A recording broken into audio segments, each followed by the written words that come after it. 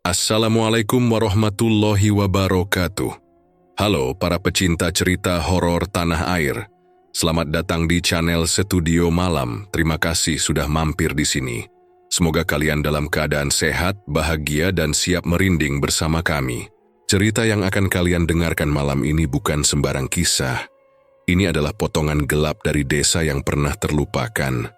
Duduk yang nyaman, matikan lampu, dan siapkan hati kalian.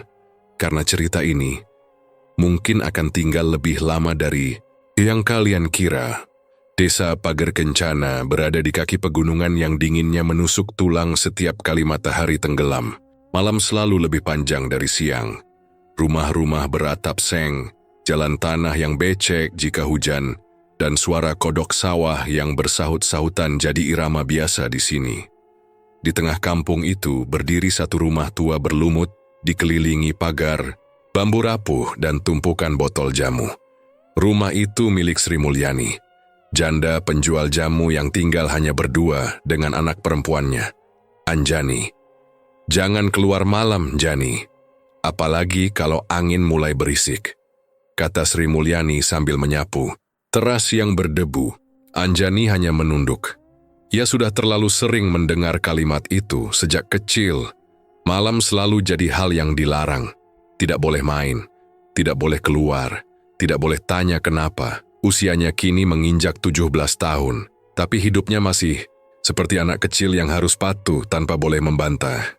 Saat teman-temannya bebas pergi ke warung atau nongkrong di balai desa, Anjani hanya bisa menatap dari balik jendela rumah yang selalu tertutup tirai kain batik. "Kemarin aku dengar suara dari belakang rumah, Bu," ucap Anjani pelan saat mereka sedang makan malam hanya dengan nasi dan tempe hangus. Sri Mulyani tak langsung menjawab. Ia mengunyah pelan, menatap piring, lalu meletakkan sendoknya. "Itu cuma suara kucing beranak. Jangan pikir yang aneh-aneh." "Tapi itu suara perempuan." "Nangis," lanjut Anjani. "Aku dengar jelas dari dekat sumur." Sri Mulyani berdiri, tangannya gemetar. Ia menatap Anjani dengan mata yang belum pernah dilihatnya sebelumnya. "Jangan pernah dekati sumur itu. Sekali lagi kamu ke belakang malam-malam, ibu kunci kamu di kamar seminggu."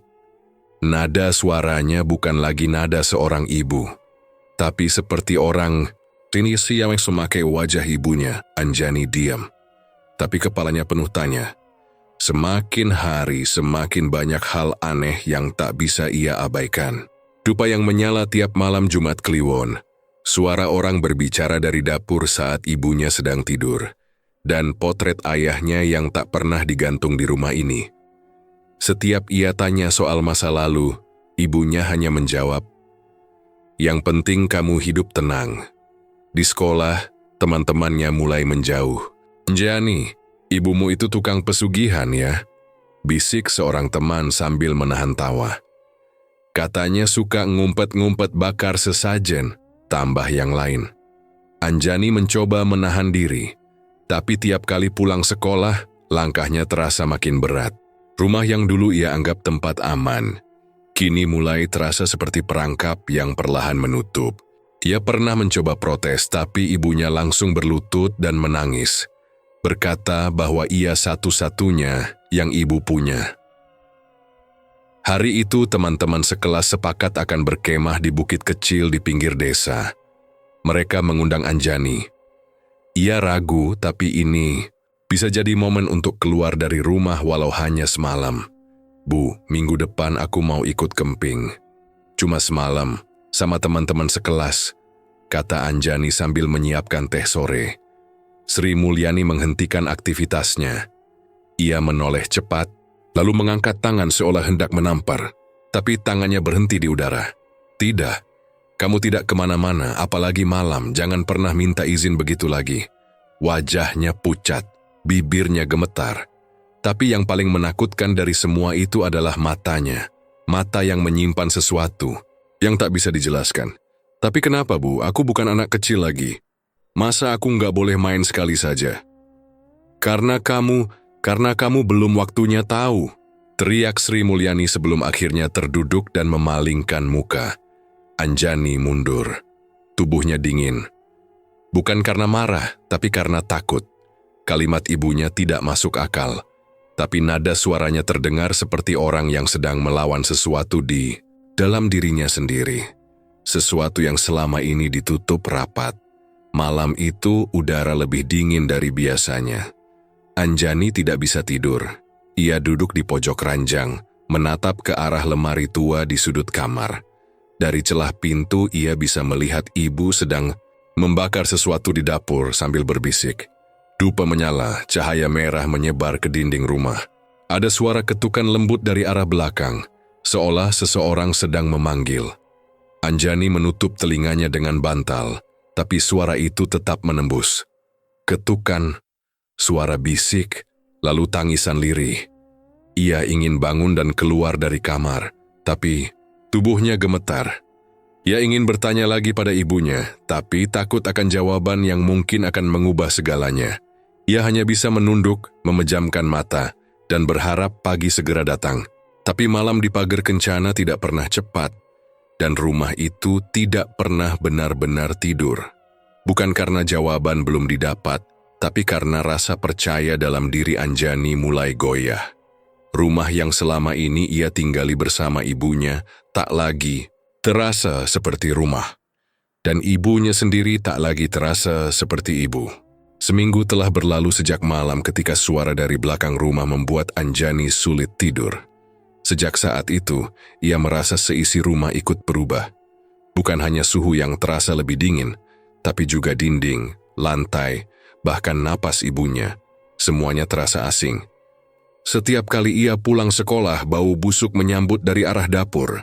Seperti bau bangkai lama yang tidak pernah benar-benar hilang. Anjani membuka pintu rumah pelan. Sepatu sekolahnya masih basah karena lumpur, bajunya bau keringat, dan kepalanya pening. Tapi yang paling membuatnya ingin muntah adalah bau yang menyeruak begitu ia masuk. "Bu, ini bau apaan sih? Setiap hari makin busuk," keluhnya sambil menutup hidung. Dari balik bilik, suara ibunya terdengar datar, tanpa niat menjelaskan. "Tikus got, nanti ibu bersihkan." Anjani diam, ia sudah mendengar alasan itu berkali-kali, tapi tidak masuk akal kalau tikus bisa menimbulkan bau sekuat ini. Bahkan seminggu lalu, ia sempat menemukan cairan merah kental menetes dari sudut dinding dapur.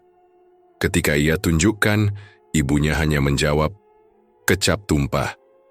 Siang itu saat ibunya pergi ke pasar, Anjani nekat membersihkan dapur. Lantai yang dingin membuat kakinya menggigil. Ia menyapu debu dan abu yang menempel di sela-sela ubin tua. Di bawah rak kayu yang mulai lapuk, ia menemukan sebuah toples kaca berdebu. Tutupnya berkarat tapi masih rapat. Rasa penasaran mengalahkan rasa takut. Dengan hati-hati ia membuka tutupnya. Isinya membuat perutnya mual. Rambut panjang hitam yang sudah menggumpal, serpihan kuku manusia yang mulai menguning, dan potongan kain merah kusut. Ia menjatuhkan toples itu secara refleks. Kaca pecah, rambut dan kuku berserakan di lantai. Tangan Anjani gemetar saat mencoba membereskan pecahan. Tiba-tiba ibunya muncul di ambang pintu dapur. "Apa yang kamu lakukan?" teriak Sri Mulyani. Matanya membelalak, tangannya terkepal. Aku cuman bersih-bersih. Aku nggak sengaja." Belum selesai bicara, telapak tangan Sri Mulyani mendarat keras di pipi Anjani. Itu pertama kalinya ia dipukul. Tubuh Anjani limbung, tapi yang lebih sakit dari pipinya adalah hatinya. Pukulan itu bukan sekadar marah, tapi seperti ungkapan panik yang tak bisa dijelaskan. Ia melihat ibunya berjongkok, memungut isi toples satu persatu, lalu membungkusnya dengan kain putih. Tak satu kata pun keluar dari mulutnya, hanya napas berat yang terdengar sepanjang sore. Malamnya Anjani demam, tubuhnya menggigil dan tengkuknya basah oleh keringat dingin. Dalam tidur yang tak nyenyak, ia bermimpi. Ia melihat dirinya berdiri di tepi sumur. Dari dalam sumur, muncul perempuan telanjang dengan tubuh penuh luka. Matanya merah terang, mulutnya bergerak tapi tidak mengeluarkan suara. Lalu perempuan itu berlari ke arahnya, tangan terjulur. Wajahnya berubah menjadi wajah Anjani sendiri. Anjani terbangun dengan teriakan. Bajunya basah oleh keringat. Lampu kamarnya padam, dan hanya cahaya temaram dari dupa di ruang tamu yang tersisa. Ia tidak bisa tidur lagi malam itu. Keesokan paginya, Anjani memaksa diri berangkat sekolah. Saat upacara bendera, kepalanya berdenyut, hebat, matanya gelap. Lalu tiba-tiba darah mengalir deras dari hidungnya. Ia pingsan di depan barisan. Ketika siuman, ia sudah berada di UKS dengan kepala dibebat kain dingin. "Jani, kamu sakit ya?" tanya Bu Guru. "Enggak, Bu, cuman mimisan. Ini sudah yang ketiga kalinya minggu ini loh. Kamu harus periksa ke puskesmas." Anjani mengangguk pelan. Tapi ia tahu ini bukan soal kesehatan biasa. Ada yang salah di rumah. Dan ia yakin semua itu ada hubungannya dengan ibunya. Malam itu Anjani sengaja tidak tidur.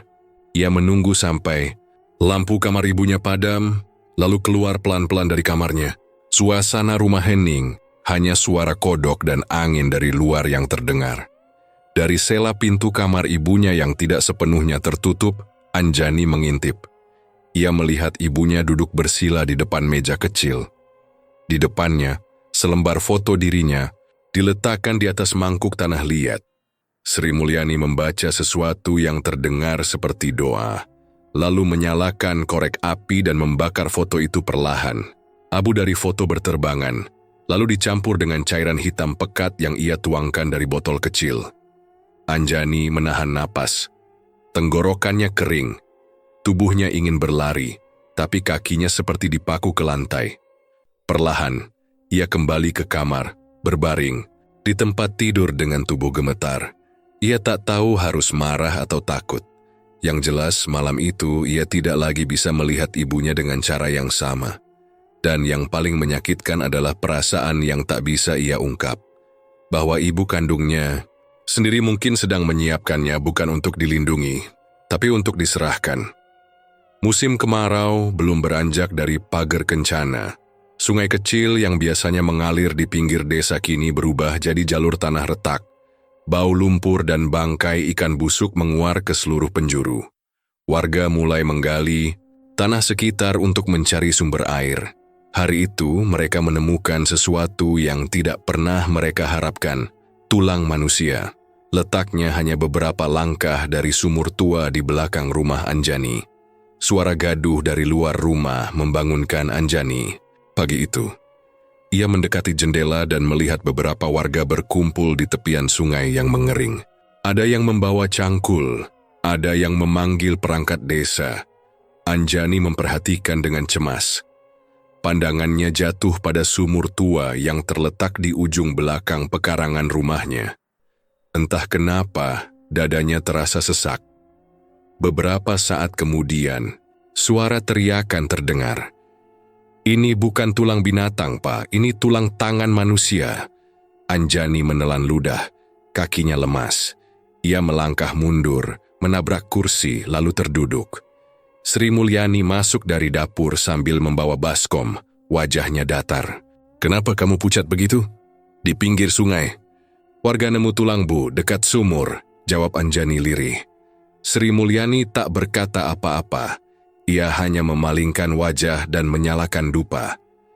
Dalam diamnya, justru terlihat kegelisahan yang sulit disembunyikan. Anjani tahu, ibunya juga mendengar berita itu. Malam harinya, saat hujan gerimis mulai turun, Anjani dikagetkan oleh ketukan pelan di jendela kamarnya. Ia mendekat dengan hati-hati, lalu membuka tirai. Di balik kaca, berdiri seorang lelaki tua berbaju lusuh, wajahnya keriput dan rambutnya panjang tak terurus. "Anjani, nih buka, Mbak Wiryo mau bicara," ucapnya pelan. Dengan ragu, Anjani membukakan pintu belakang dan membiarkan lelaki tua itu masuk. Mbah Wiryo adalah dukun tua yang tinggal di ujung desa. Tak banyak bicara, matanya langsung menatap tajam ke arah Anjani.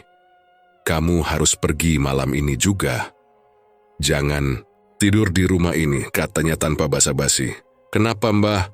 Sumur itu sudah terlalu banyak menelan tubuh anak muda. Dan kamu yang berikutnya. Anjani menggigit bibir, napasnya pendek. Apa maksudnya, Mbah? Bapakmu juga dikubur tanpa nisan, dan sekarang giliran kamu. Jangan percaya pada siapa, punis bahkan ibumu sendiri. Tiba-tiba suara pintu dibuka keras. Sri Mulyani berdiri di ambang, matanya menyala penuh amarah. Keluar dari rumahku. Jangan ajari anakku bicara ngawur, bentaknya. Mbah Wiryo berdiri perlahan, menatap Anjani. Sekali lagi sebelum berjalan pergi tanpa menoleh, Sri Mulyani menatap Anjani lama, lalu menarik tangannya masuk ke dalam. Tanpa banyak bicara, Sri Mulyani mengunci pintu kamar Anjani dari luar. Tak lama, ia kembali dengan baskom berisi air bunga 7 rupa, lalu menyiramkan isinya ke tubuh Anjani. Aku nggak mau kamu terpengaruh omongan orang gila, katanya sambil menyeka wajah Anjani dengan kain basah. Bu, aku bukan anak kecil, aku ngerti. Aku tahu semua ini ada hubungannya sama yang ibu lakukan selama ini. Sri Mulyani menampar pelan pipi Anjani, tapi bukan karena marah. Matanya basah, wajahnya kosong. Aku nggak mau kamu hilang. Anjani menangis dalam diam, tapi bukan karena air siraman yang dingin, melainkan karena hatinya mulai runtuh. Ia tak tahu mana yang lebih menyakitkan, dipukul, dikurung, atau dicintai dengan cara yang membuatnya ingin kabur. Keesokan siangnya, Rika datang berkunjung. Ia membawa buku pelajaran dan makanan kecil. Saat masuk ke rumah, Rika mengeluh tentang bau menyengat dari arah belakang. Jani, rumah kamu kok makin bau ya? Tanyanya sambil menutup hidung. Itu dari dapur. Aku juga nggak tahan, jawab Anjani sambil membuka jendela. Tapi begitu Rika melangkah ke ruang belakang, tubuhnya limbung. Ia menutup mulutnya, muntah di lantai, lalu pingsan seketika. Anjani panik dan berteriak memanggil ibunya. Sri Mulyani datang dengan tergesa. Namun alih-alih menolong Rika, ia justru menutup pintu ruang belakang dan menyuruh Anjani membawa Rika keluar. Jangan bawa temanmu ke sini lagi, bentaknya.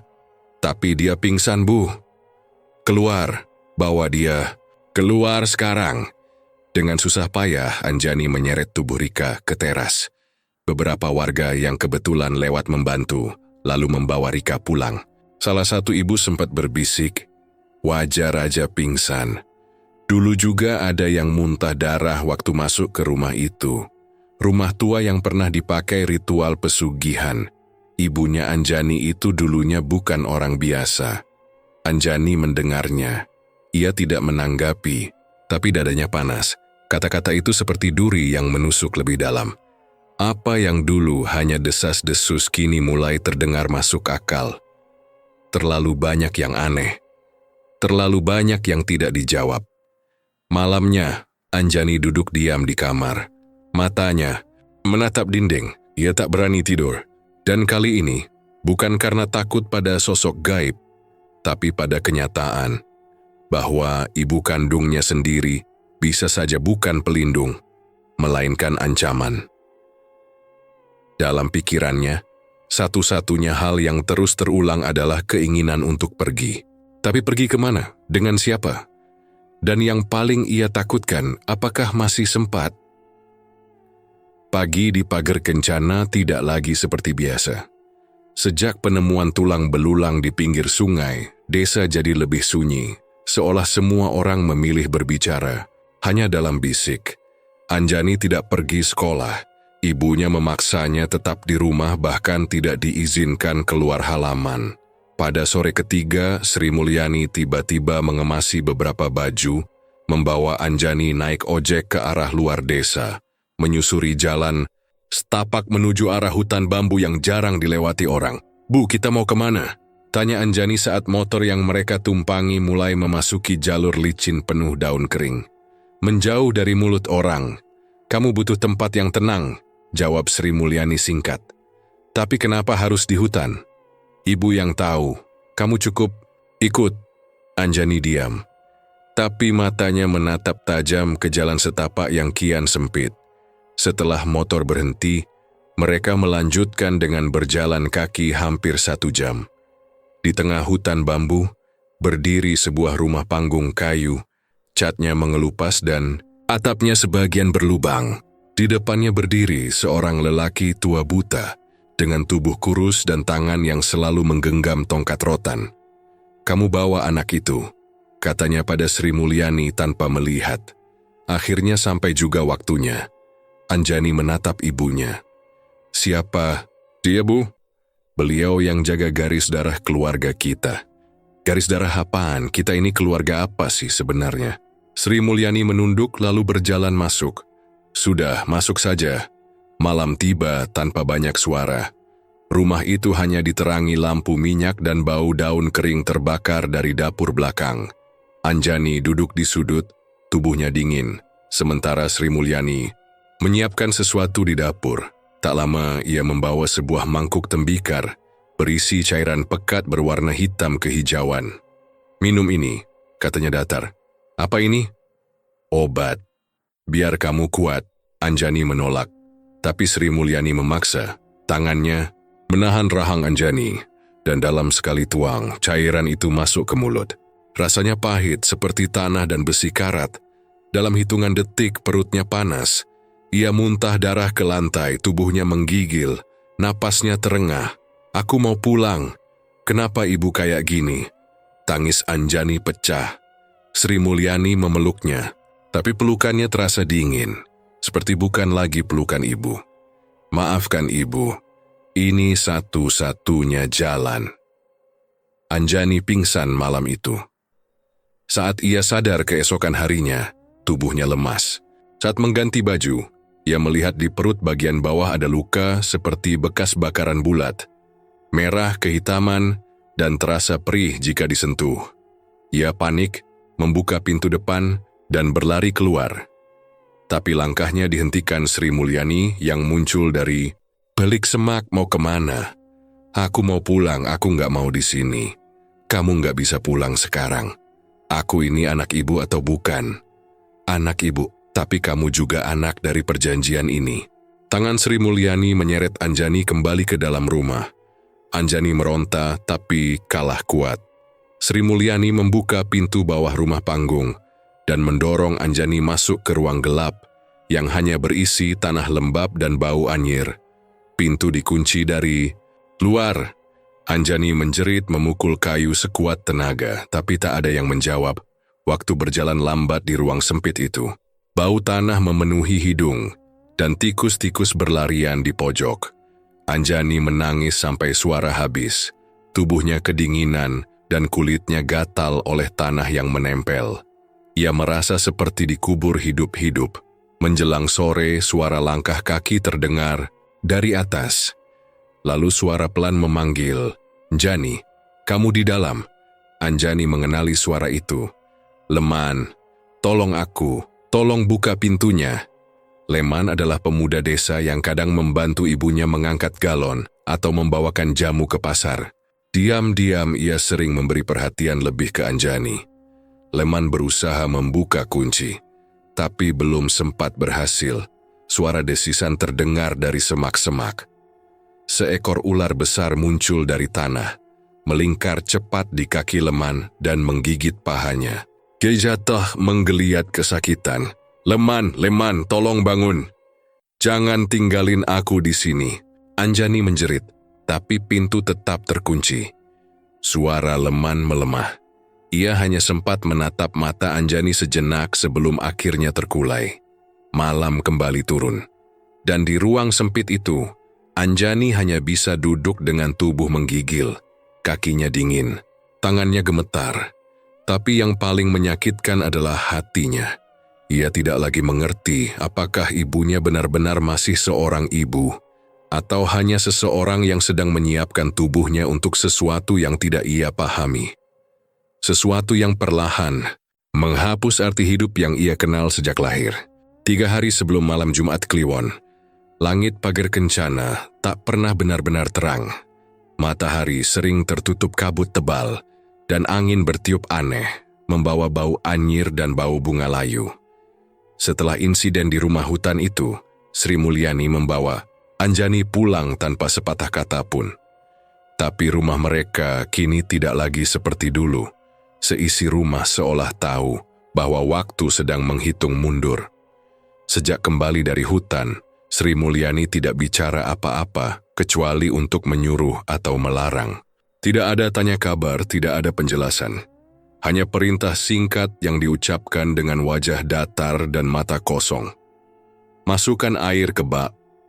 Tutup semua jendela sebelum maghrib. Jangan keluar kamar habis isya. Setiap kali Anjani mencoba bertanya, ibunya membungkam dengan tatapan yang membuat lidahnya keluh. Malam pertama setelah pulang, Anjani mendengar suara yang belum pernah ia dengar sebelumnya.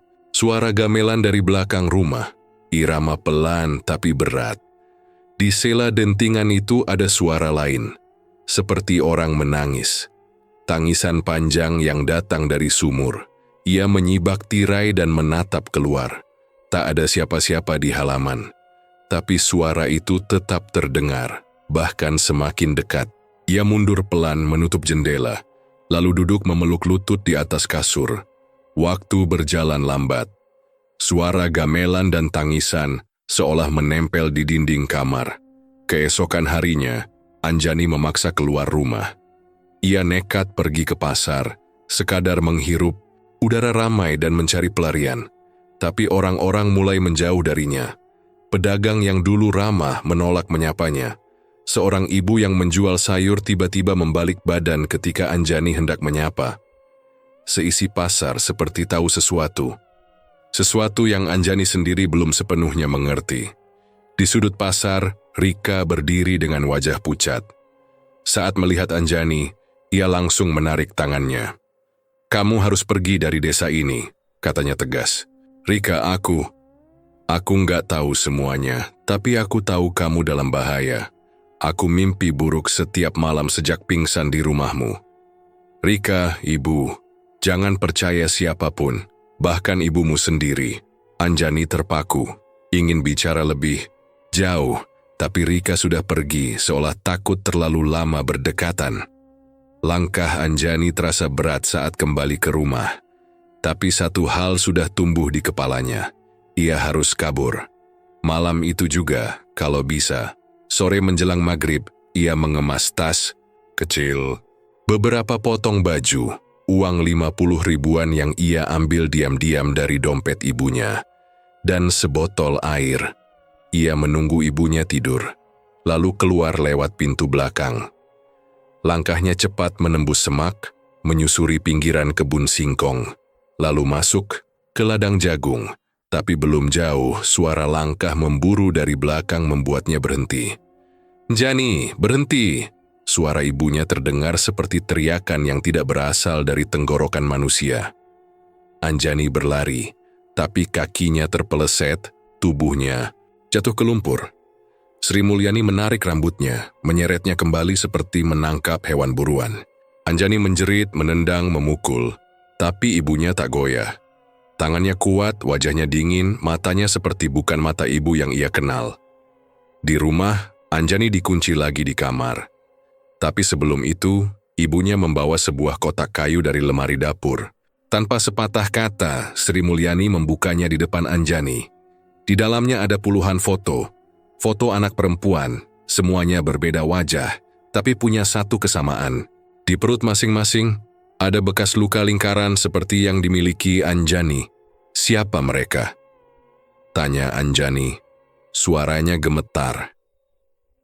Sri Mulyani tidak menjawab.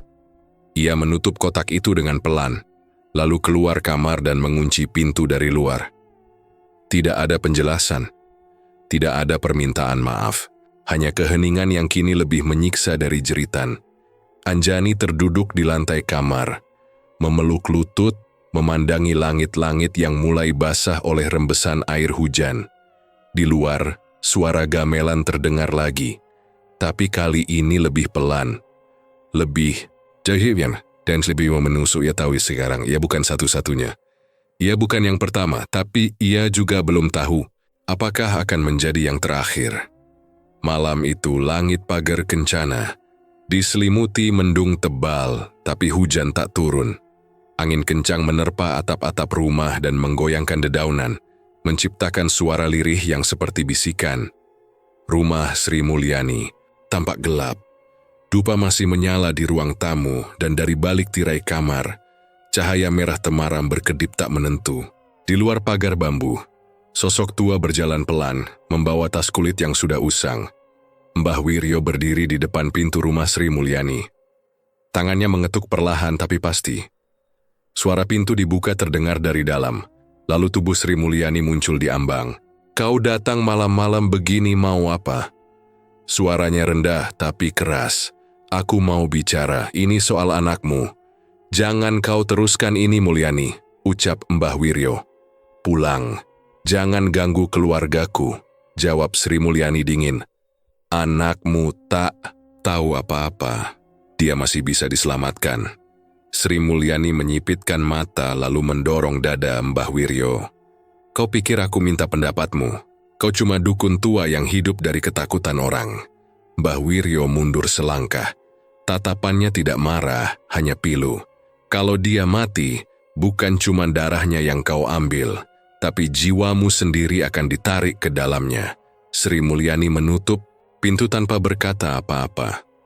Pintu kayu itu membanting dengan keras membuat dupa di sudut ruangan bergoyang. Beberapa saat kemudian, dari balik jendela, Anjani melihat bayangan Mbah Wiryo berjalan menjauh.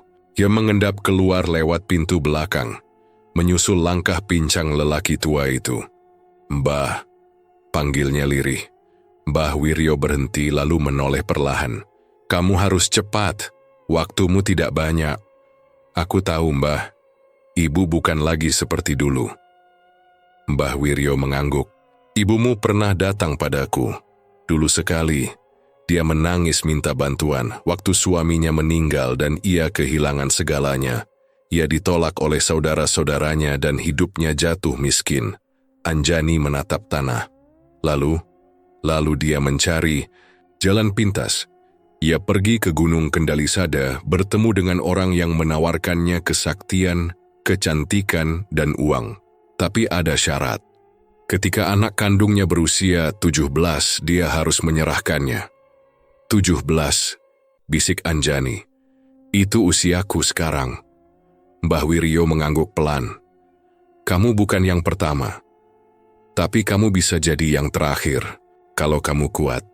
Anjani menggigit bibir, tubuhnya gemetar. "Mbah, tolong aku, bawa aku pergi dari sini. Aku tak bisa, aku bukan siapa-siapa di mata perjanjian itu. Tapi kamu bisa selamat, kalau kamu berani hancurkan apa yang menjaga perjanjian itu." "Apa?" "Benda pusaka ada di dasar sumur belakang rumahmu. Di sana sumber kekuatan ibumu terikat. Jika kamu menghancurkannya, semuanya akan berubah." Anjani terdiam. Angin bertiup lebih dingin. Langit mendung terasa semakin rendah. Tiba-tiba, dari kejauhan suara orang berteriak terdengar. "Anjani, tolong, tolong." Anjani dan Mbah Wiryo berlari ke arah pekarangan rumah. Di depan pagar bambu, tubuh Rika tergeletak. Matanya membiru dan lidahnya menjulur seperti terbakar. Tubuhnya menggigil hebat. Anjani berlutut di sampingnya memeluknya erat. Rika, bangun, jangan tinggalin aku." Mbah Wiryo memeriksa denyut nadi Rika dengan tangan gemetar. Dia kena serap balik. Energi buruk dari rumah ini menolak orang luar yang mencoba mendekat. Anjani menangis, tapi tangisnya bukan sekadar sedih. Ada amarah, ada rasa ditinggalkan, dan ada rasa bersalah yang tak bisa ia tolak. Malam itu ia duduk di pojok kamarnya. Pintu kembali terkunci dari luar. Tapi pikirannya tak lagi kacau seperti sebelumnya. Ia tahu kini bahwa semua ketakutannya selama ini bukan delusi. Ibunya memang bukan pelindung. Rumah ini bukan tempat aman dan ia hanya punya satu jalan keluar. Tapi jalan itu berarti melawan darahnya sendiri, melawan wanita yang melahirkannya. Ia tidak tahu apakah ia akan berhasil, tapi ia tahu jika tetap diam, takkan ada lagi pagi yang datang untuknya. Malam Jumat Kliwon akhirnya datang. Desa Pager Kencana tenggelam dalam sunyi yang ganjil. Angin bertiup lambat membawa bau tanah basah yang bercampur kemenyan. Di dalam rumah Sri Mulyani, dupa masih menyala, tapi cahaya lampu padam sejak Isya. Di balik pintu kamar, Anjani duduk diam, mendengar napas ibunya dari ruang depan yang perlahan berubah pelan, berat, dan tak beraturan.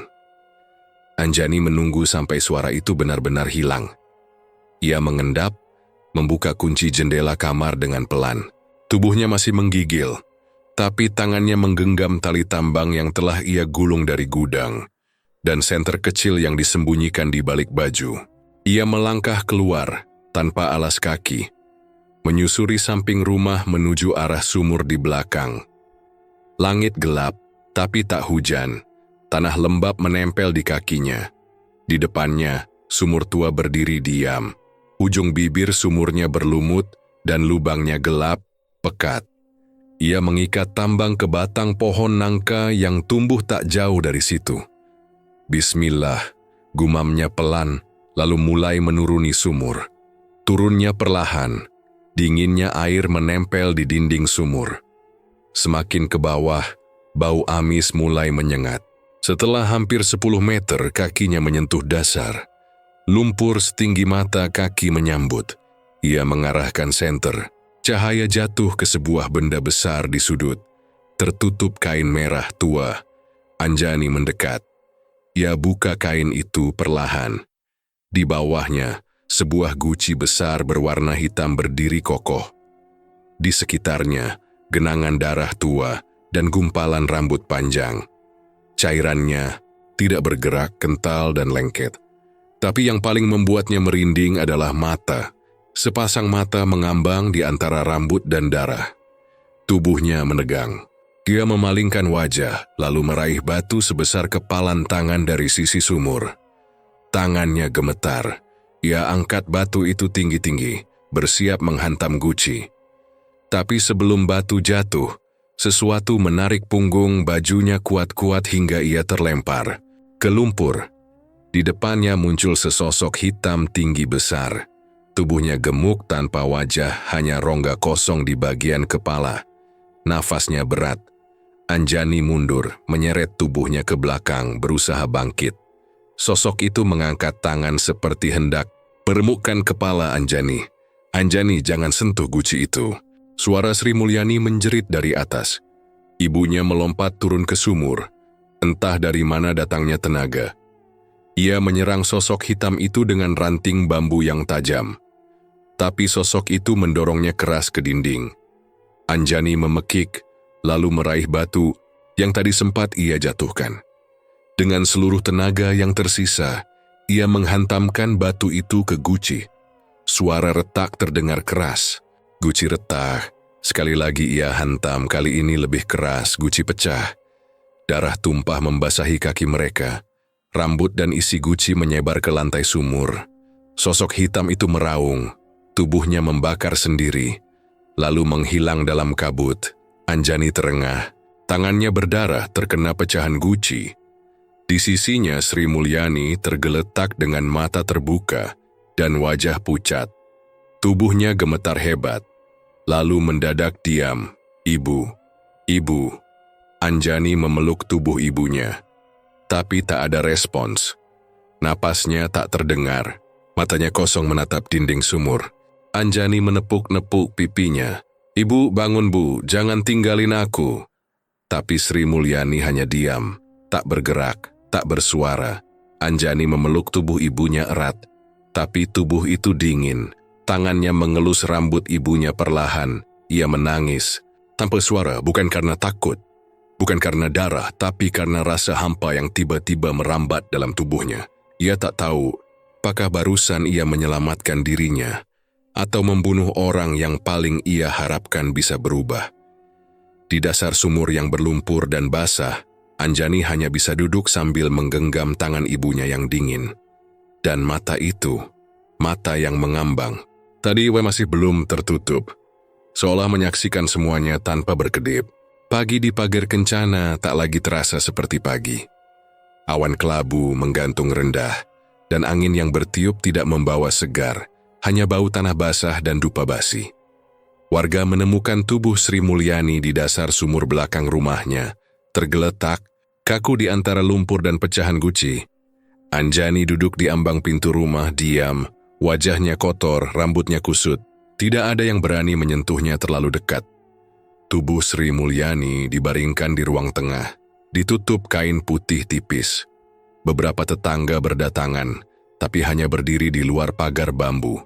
Mereka berbisik, memandangi jenazah yang tampak tenang, terlalu tenang. Matanya masih terbuka dan mulutnya membentuk senyum kecil yang tidak wajar. "Ibu-ibu, kenapa matanya nggak ditutup?" tanya seorang perempuan paruh baya pelan. "Sudah dicoba, setiap kali ditutup kebuka lagi," jawab yang lain dengan suara menurun. Anjani duduk memeluk lutut di pojok ruangan, pandangannya kosong. Wajahnya tidak menunjukkan marah, tidak juga sedih. Hanya kaku seperti kehilangan arah. Beberapa perangkat desa datang dan menanyakan kejadian semalam. Mereka duduk di depan Anjani, mencoba bersuara lembut. "Anjani, kamu bisa cerita, kenapa ibumu ada di dasar sumur?" Anjani hanya menggeleng pelan lalu menunduk.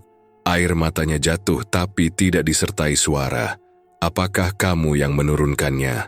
Apa kalian sempat bertengkar?" Anjani masih diam, napasnya pendek. Ia menggenggam kain, bajunya sendiri dengan keras. "Kami cuma saling pegang tangan," bisiknya akhirnya. Lalu ibu diam. Jenazah Sri Mulyani hendak dimakamkan siang itu juga. Beberapa orang membantu mengangkat keranda, membawa jenazah ke pemakaman yang tidak jauh dari desa. Namun saat jenazah akan diturunkan ke liang lahat, kerandanya tergelincir, dan tubuh Sri Mulyani terhempas ke tanah. Wajahnya tetap tersenyum. Matanya tetap terbuka, 2 kali dicoba. 2 kali pula jenazahnya menolak masuk ke tanah. Galiannya terasa keras, dan setiap kali tubuhnya didekatkan, suara aneh seperti desir angin dan tangis lirih terdengar dari bawah tanah. "Kita bawa balik dulu saja," ucap kepala dusun akhirnya. "Mungkin belum waktunya." Jenazah kembali dibawa ke rumah. Kali ini diletakkan di beranda, tidak lagi di dalam. Warga semakin takut. Beberapa orang tua menyarankan agar dicarikan orang pintar. Tapi tak satu pun yang mau datang ke rumah Sri Mulyani saat malam turun. Rika datang diam-diam. Ia mendekati Anjani yang duduk sendirian di tangga rumah. "Aku sudah ingat semuanya," kata Rika pelan. "Kamu mimpi lagi?" tanya Anjani tanpa menoleh. "Bukan mimpi, ingatan. Waktu aku pingsan dulu aku sempat masuk ke sesuatu gelap, tapi ada wajah-wajah. Wajah anak-anak perempuan dan ibumu." Anjani menggigit bibir. Dadanya kembali sesak. "Ibumu belum benar-benar mati," lanjut Rika. "Yang mati cuma tubuhnya, tapi jiwanya masih diikat sama perjanjian itu." Anjani menarik napas dalam. Kalau dia belum mati, kenapa diam begitu? Karena malam ini belum lewat. Tak lama setelah Rika pulang, Anjani mendengar suara langkah berat di pekarangan. Ia intip dari balik jendela. Jenazah Sri Mulyani tidak lagi berbaring. Tubuhnya duduk perlahan, lalu berdiri. Kepala terkulai, matanya menatap kosong, tapi kakinya melangkah masuk ke dalam rumah. Anjani mundur ketakutan. Ia menyambar lampu minyak dan berlari keluar lewat pintu belakang. Rumah itu bukan lagi tempatnya.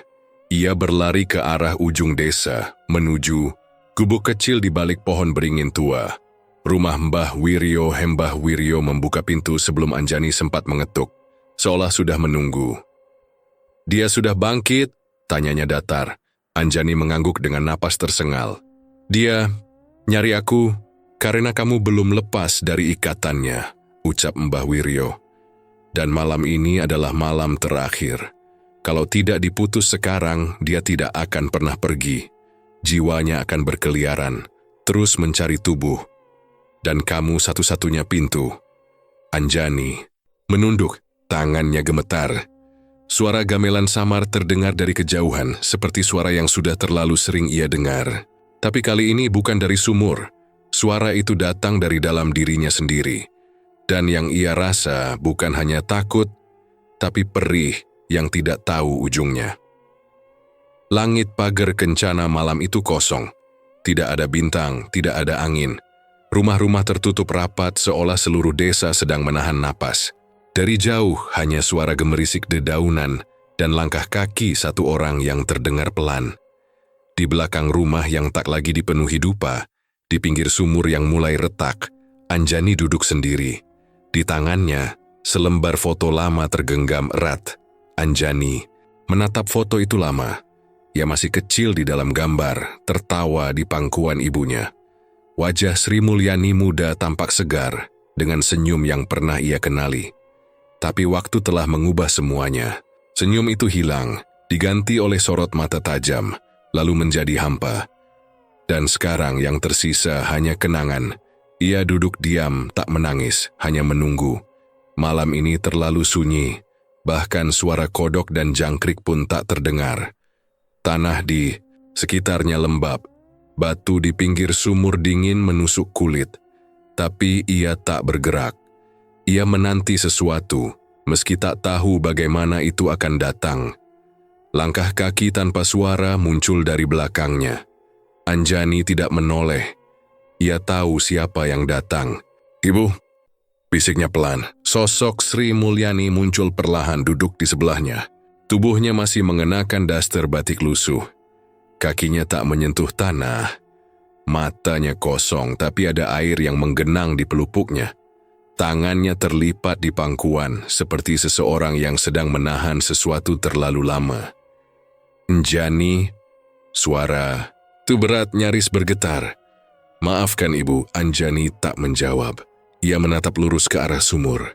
Matanya mulai basah tapi tidak bergerak untuk menghapusnya. "Aku nggak pernah ingin kamu jadi korban. Tapi ibu sudah terlalu jauh. Setelah bapak mati, ibu nggak punya apa-apa. Semua orang menjauh. Ibu cuma ingin bertahan hidup. Ibu nggak kuat hidup dihina, dilihat sebelah mata." Suara Sri Mulyani terputus, tangisnya pecah. Tapi bukan tangis keras. Hanya bahunya yang bergetar dan napasnya tercekat. "Aku nggak tahu harus bilang apa," jawab Anjani pelan. "Aku cuma pengen punya ibu yang bisa peluk aku waktu aku takut. Tapi yang ibu peluk malah perjanjian." Sri Mulyani menatap Anjani tapi matanya tidak bisa menahan lebih lama. Ia menunduk menggenggam tanah. Ibu sadar semua ini salah, tapi semua terlambat. Aku udah nggak bisa kemana-mana lagi. Angin pelan menyapu halaman. Daun-daun kering jatuh perlahan. Udara mulai berubah, dingin. Seperti waktu sedang menghitung detik terakhir. Anjani menarik napas dalam. Kalau ibu masih bisa bicara, itu artinya ibu belum sepenuhnya pergi. Tapi jangan cari aku lagi setelah ini. Biarkan aku hidup. Jangan tarik aku ke dunia ibu. Sri Mulyani mengangguk kecil. Air matanya mengalir. "Aku cuma mau pamit, itu saja." Lalu tubuhnya mulai berubah, kulitnya retak, matanya kosong lalu tertutup perlahan. Mulut yang tadi masih bisa bicara, kini diam. Tubuh itu membusuk pelan, mulai dari jari, merambat ke wajah, lalu hancur pelan, seperti tanah yang digerus hujan. Anjani tidak menjerit. Ia hanya melihat. Ia tak menolak, tak memanggil. Ia tahu ini memang harus terjadi. Saat suara azan subuh menggema dari masjid kecil di ujung desa, sisa tubuh itu menghilang seluruhnya. Tidak ada darah, tidak ada bau busuk, hanya tanah yang sedikit basah dan selembar foto yang masih ada di tangan Anjani. Warga yang terbangun mendapati rumah Sri Mulyani kosong. Tak ada jejak kehidupan, tapi tak juga ada jenazah. Hanya bau bekas dupa dan tanah yang tak biasa. Mereka menyebut malam itu sebagai malam paling sunyi di pagar kencana. Tidak ada ayam berkokok, tidak ada suara serangga. Seolah semuanya tahu sesuatu telah selesai dan sesuatu telah dibebaskan.